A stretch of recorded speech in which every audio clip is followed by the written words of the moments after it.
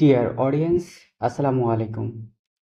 চুয়েট ভর্তি পরীক্ষার fourth call অ্যাডমিশনের জন্য ডাকা হয়েছে, অর্থাৎ ফোর্থ কল নোটিশ প্রকাশ করা হয়েছে শূন্য আসনের বিপরীতে। তো প্রথমত রয়েছে যে আহ, আসন খালি রয়েছে কয়টি কয়টি আসনের খালি সাপেক্ষে ফোর্থ কলে ডাকা হয়েছে।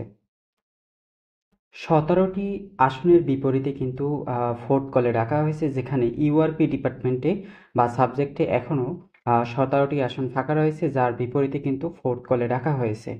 তো ফোর্থ কলে কত থেকে কত পর্যন্ত ডাকা হয়েছে? নোটিশে বলা হয়েছে যে ভর্তিকৃত শিক্ষার্থীদের প্রাপ্ত বিভাগ ও বিভাগীয় খালি আসনের সংখ্যা ভর্তি পরীক্ষায় ওয়েবসাইটে প্রদান করা হয়েছে, এবং তৃতীয় পর্যায়ে ভর্তির পর আসন খালি থাকায় নিম্নবর্ণিত মেধাক্রম প্রার্থীদের আগামী 16/6/2025 তারিখে ভর্তির জন্য নিরীক্ষা কমিটি উপস্থিত হওয়ার জন্য বলা হয়েছে।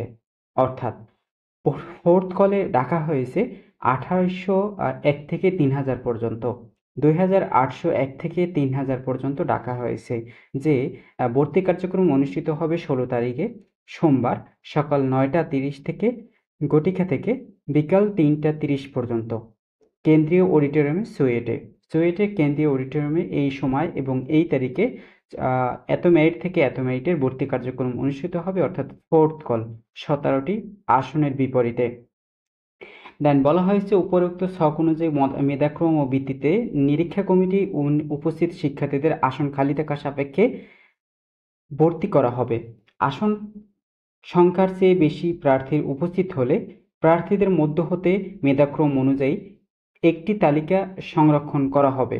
পরবর্তীতে উক্ত তালিকা হতে আসন খালি থাকলে সাপেক্ষে ভর্তির জন্য প্রার্থীদের ওরিয়েন্টেশনের পূর্ব পর্যন্ত মেধাক্রম ডাকা হবে। মূলত এখানে বলা হয়েছে যে তোমাদের তো ফোর্থ কলে 17টি আসন ফাঁকা রয়েছে।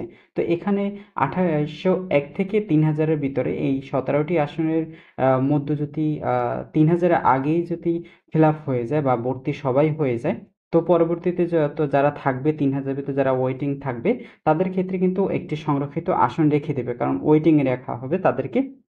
পরবর্তীতে এই 3000-এর ভিতরে যাদেরকে রাখা হবে তাদের পরবর্তী যদি আসন খালি থাকে তাহলে কিন্তু আবার পরবর্তীতে আবার ডাকা হবে। বলা হয়েছে আসন খালি থাকার সাপেক্ষে ভর্তির জন্য ওরিয়েন্টেশনের পূর্ব দিন পর্যন্ত ডাকা হবে, পছন্দক্রম ডাকা হবে, সেটি কিন্তু এখানে বলা হয়েছে।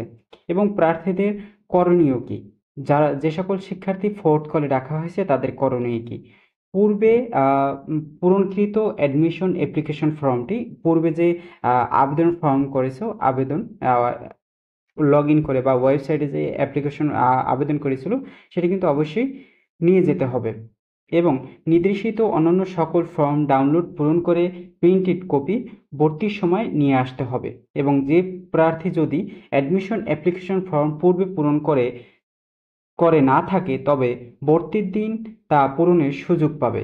নিরীক্ষা কমিটি দ্বারা প্রার্থীদের সনদপত্র যাচাইপূর্বক জমাদানের পর স্বাস্থ্য পরীক্ষা করা হবে। দেন এখানে মূলত কথা বলা হয়েছে যে এই যে যত লগ ইন করে বা যত ফর্ম করেছো বা পূরণ করেছো সেই ফর্ম সকল ফর্ম কিন্তু ডাউনলোড করতে হবে, সেটি কিন্তু নিয়ে যেতে হবে। এর আগে যত শিক্ষার্থী যারা এখনো অ্যাডমিশন অ্যাপ্লিকেশন ফর্মটি পূরণ করেনি তাদের কিন্তু সুযোগ দেওয়া হবে, পুনরায় আবার সুযোগ দেওয়া হবে। ভর্তির দিন এই সুযোগটি কিন্তু তারা পাবে যে আমি অ্যাপ্লিকেশন ফর্মটা তো পূরণ করিনি, আমি কিভাবে ডাউনলোড করব। তো যারা এখনো পূরণ করেনি তাদেরকে কিন্তু সময়সূচি আবার কিন্তু সুযোগ দেওয়া হবে, ভর্তির দিন কিন্তু তারা পূরণ করার সুযোগ পাবে। এবং তাদের কিন্তু সকল তথ্য সনদপত্র এবং যাচাইপূর্বক জমাদানের পর স্বাস্থ্য পরীক্ষা করা হবে তাদের। এবং ভর্তির জন্য নির্ধারিত ফি হচ্ছে 18,500 টাকা। ভর্তি ফি হচ্ছে 18,500 টাকা, যেটি জমা দেবে সোনালী ব্যাংকের চুয়েট শাখায় 16/6/2025 তারিখ বিকাল 3টা গটিকার মধ্যে কিন্তু এই টাকাটা জমা দিতে হবে, 3টা 30 মধ্যে চুয়েট শাখার সোনালী ব্যাংকের। এবং ভর্তি ফি জমাদানকৃত ওরিয়েন্টেশনের পূর্বদিন পর্যন্ত বিভাগপ্রাপ্ত না হলে ভর্তি ফি ফেরতযোগ্য বিবেচিত হবে।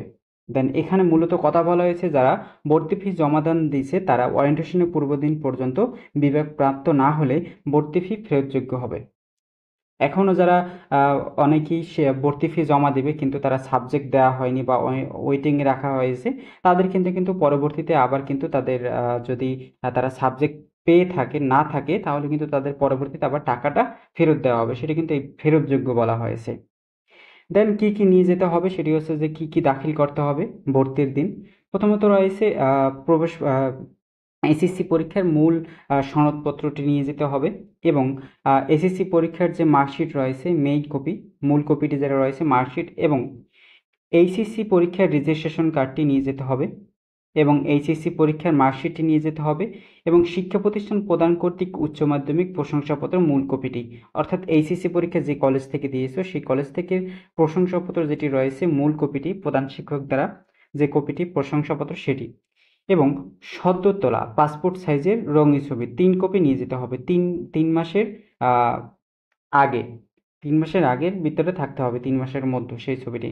স্বাক্ষর সম্বলিত ভর্তি পরীক্ষার প্রবেশপত্র, অর্থাৎ ভর্তি পরীক্ষা যে দিয়েছে প্রবেশপত্র, সে যে কক্ষে দিয়েছে সেই কক্ষের একজন টিচার প্রবেশপত্রটি স্বাক্ষর দিয়েছে, সেই স্বাক্ষর সম্বলিত কিন্তু প্রবেশপত্রটি নিয়ে যেতে হবে। দেন যারা সংরক্ষিত আসনে যারা রয়েছে তাদের ক্ষেত্রে, সংরক্ষিত আসনে যারা রয়েছে তাদের খুর্দনি গোষ্ঠী এবং স্থায়ী বাসিন্দা যারা রয়েছে এবং উপজাতি যারা রয়েছে এবং জেলা প্রশাসক, স্থানীয় পৌরসভা পরিষদ চেয়ারম্যান সার্টিফিকেট এবং উপজাতি মোড়ার নিকট থেকে উপজাতীয় প্রমাণের সার্টিফিকেট প্রযোজ্য ক্ষেত্রে প্রদান করতে হবে। দেন সর্বশেষ স্বাস্থ্য পরীক্ষা কিভাবে হবে? স্বাস্থ্য পরীক্ষা মূলত হবে চট্টগ্রাম বিশ্ববিদ্যালয় প্রযুক্তি বিশ্ববিদ্যালয় চুয়েটের স্বাস্থ্য কর্মকর্তাদের সমন্বয়ে গঠিত কিন্তু চিকিৎসা বোর্ড ভর্তির জন্য বিবেচিত সকল প্রার্থীর স্বাস্থ্য পরীক্ষা করবে, অর্থাৎ চুয়েটের স্বাস্থ্য পরীক্ষা কর্মকর্তারা রয়েছে তারাই কিন্তু তোমাদের স্বাস্থ্য পরীক্ষা করবে এবং স্বাস্থ্য পরীক্ষা যদি হৃদরোগ, দৃষ্টি কিংবা শ্রবণ শক্তি ত্রুটি অথবা কোনো প্রকার শারীরিক সমস্যা ধরা পড়ে, সেটি কিন্তু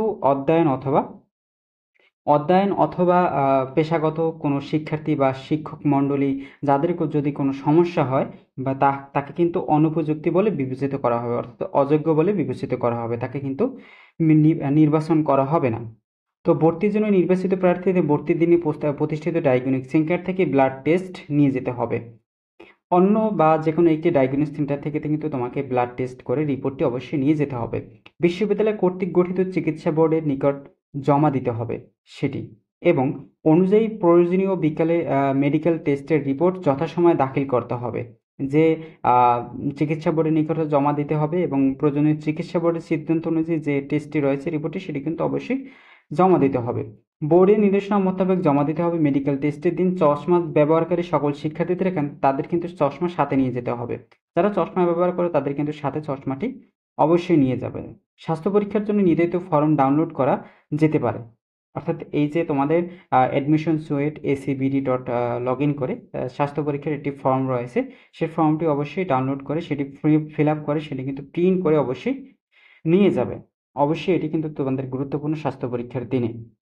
দেন তৃতীয়ত রয়েছে অটো মাইগ্রেশন এবং কিভাবে ভর্তি বাতিল করবে এবং যে সকল সাবজেক্ট পেয়েছে কিন্তু পছন্দ হয়নি, সাবজেক্টটি চেঞ্জ করতে চাও, তাদের ক্ষেত্রে বলবো, তাদের ক্ষেত্রে নির্দেশনা রয়েছে যারা উপস্থিত হতে পারবে না তাদের কিন্তু ভর্তি বাতিল হয়ে যাবে। প্রথমত রয়েছে তাদের যারা ছাত্রছাত্রী নিজে উপস্থিত হয়ে ভর্তি বাতিল করতে হবে, কোনো অভিভাবক দ্বারা ভর্তি বাতিল করতে পারবে না, নিজেই কিন্তু উপস্থিত হয়ে ভর্তি বাতিল করতে হবে। এবং ভর্তিকৃত ছাত্রছাত্রীদের প্রদানকৃত তথ্যপত্র ভুল প্রমাণিত হলে তাকে কিন্তু ছাত্রত্ব বাতিল করা হবে এবং তাকে এই কথা বলা হয়েছে যাদের প্রমাণিত যে ডকুমেন্টস বলেছি সেই ডকুমেন্টস যদি একটু ভুল প্রমাণিত হয় তাকে কিন্তু ছাত্রত্ব একদম বাতিল করে দেওয়া হবে। এবং চতুর্থ পর্যায়ে ভর্তির পর প্রার্থীদের প্রাপ্ত বিভাগ ও মোট শূন্য আসন পরবর্তী ভর্তির জন্য নির্বাচিত প্রার্থী তালিকা ভর্তির পরীক্ষার ওয়েবসাইটে দেওয়া হবে। যদি এই চতুর্থ পর্যায়ের পর যদি কোনো আসন খালি থাকে বা কোনো আসন যদি থাকে সেটা কিন্তু ওয়েবসাইটে আবার প্রকাশ করা হবে। কারণ আসন খালি থাকার সাপেক্ষে অন্বেষণ দিন পর্যন্ত ভর্তি প্রক্রিয়া চলমান থাকবে। ভর্তির বাতিলজনিত কোনো কারণে আসন শূন্য হলে প্রার্থীর মেধাস্থান ও পছন্দক্রম অনুসারে অটো মাইগ্রেশন চলবে। এখানে বলা হয়েছে যাদের যদি শূন্য আসন থাকে সেটি কিন্তু অটো মাইগ্রেশন চলবে অথবা মেধা স্কোর এবং পছন্দক্রম অনুসারে সেটা কিন্তু ফিল আপ করা হবে এবং প্রার্থীদের মেধা স্থান ও পছন্দ অনুসারে সর্বশেষ অটো মাইগ্রেশন সম্পন্ন হওয়ার পর প্রাপ্ত বিভাগে ক্লাস শুরু করতে হবে। সর্বশেষ যতক্ষণ তোমাদের অটো মাইগ্রেশন চলতে থাকবে সর্বশেষ তারপর থেকে যে সাবজেক্টটি পারবে, সর্বশেষ যে সাবজেক্টটি তোমার আসবে সেই সাবজেক্ট নিয়েই কিন্তু তোমাকে ক্লাস শুরু করতে হবে। এবং ভর্তিকৃত কোনো প্রার্থীর ভর্তি বাতিল করতে হলে ভর্তি বাতিলের নিয়ম অনুযায়ী কোনো ওরিয়েন্টেশনের দিন পূর্ব পর্যন্ত বাতিল করতে হবে। ক্লাস শুরুর পর ভর্তি বাতিল করতে হলে বিশ্ববিদ্যালয়ের নিয়ম অনুযায়ী করতে হবে। দেন তুমি যদি ভর্তি বাতিল করতে চাও, সেটা কিন্তু ওরিয়েন্টেশনের 3 দিন পূর্বে সেটি কিন্তু বাতিল করতে হবে। তো ওরিয়েন্টেশনের পর বা ক্লাস শুরুর পর যদি ভর্তি বাতিল করতে চাও, যেটি হচ্ছে যে বিশ্ববিদ্যালয়ের নিয়ম অনুযায়ী রয়েছে, যেটি হচ্ছে অনেক টাকা পয়সা বা নিয়ম নীতি অনুসরণ করে কিন্তু ভর্তি বাতিল করতে হবে। এটি কিন্তু সবাই মনোযোগ দিয়ে শুনছেন। যদি কেউ ভর্তি বাতিল করতে চাও, তো ওরিয়েন্টেশনের 3 দিন পূর্বে ভর্তি বাতিল করবে। ওরিয়েন্টেশন পরে যদি ভর্তি বাতিল করতে চাও, তাহলে কিন্তু বিশ্ববিদ্যালয় নিয়ম অনুযায়ী অথবা কিছু কিছু টাকা বা অন্যান্য নীতি অনুযায়ী বাতিল করতে হবে। দেন অনিবার্য কারণে বশত ভর্তির তারিখ পরিবর্তন হলে সেটা কিন্তু ওয়েবসাইটে প্রকাশ করা হবে। সর্বশেষ সম্ভাব্য ওরিয়েন্টেশনের তারিখ ক্লাস হবে 26/6/2025, অর্থাৎ এই মাসের যে গোয়িং মাস চলতেছে, গোয়িং মান্থ, এই মান্থের 26 তারিখ হবে এবং ক্লাস শুরু হবে, সম্ভাব্য তারিখ দেওয়া হয়েছে গোয়িং মান্থ 29 তারিখে, রবিবার। তো এটি কিন্তু সম্ভাব্য তারিখ দেওয়া হয়েছে, মূলত এখনও কিন্তু ডেট ফিক্সড করেনি, তারিখ ফিক্সড করেনি যে তোমাদের ক্লাস ডেট ফিক্সড কবে হবে এবং ওরিয়েন্টেশন ক্লাস কবে হবে, সেই সংক্রান্ত সম্ভাব্য তারিখ দেওয়া হয়েছে। তো এই ছিল তোমাদের ফোর্থ কলের আপডেট।